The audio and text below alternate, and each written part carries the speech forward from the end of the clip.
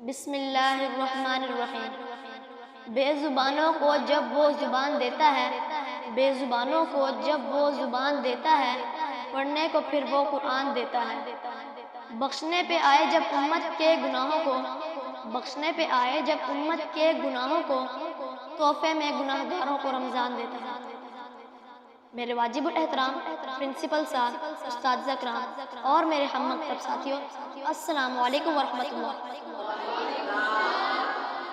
آج مجھے جس موضوع پر لفظ کشائی کرنے کا موقع ملا ہے وہ ہے رمضان المبارک کی فضیلت۔ میرے ساتھیوں، جیسا کہ آپ سب جانتے ہیں کہ رمضان المبارک قمری مہینوں میں سے 9واں مہینہ ہے۔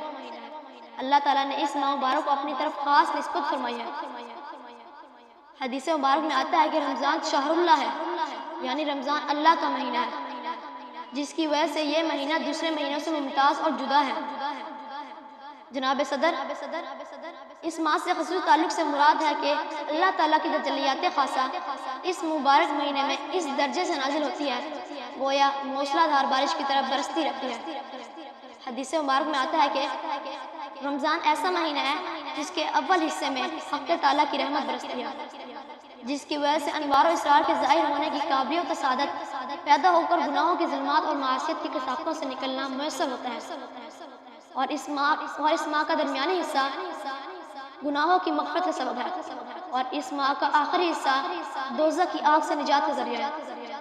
جناب صدر، رمضان وہ ہے جس میں قرآن اترا جو بنی نوع انسان کے لیے ہدایت کا ذریعہ ہے، جس میں ہدایت کی کھلی نشانیاں ہیں جو حق اور باطل کے درمیان فرق کر دیتی ہے۔